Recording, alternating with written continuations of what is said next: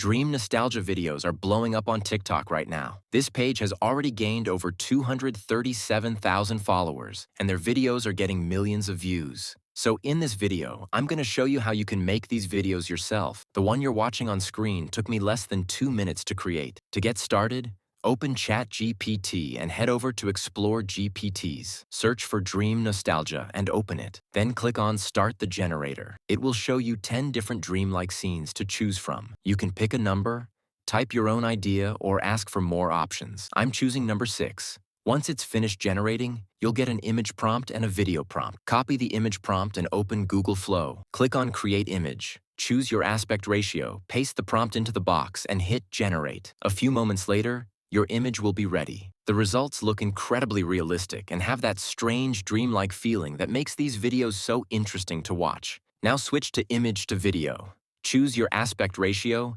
go back to the GPT, copy the video prompt, and paste it into Google Flow. Then click Generate. After a few seconds, your video is done. Here are a few more videos I made using the exact same process. If you want to discover more viral AI content ideas, make sure you're subscribed. See you in the next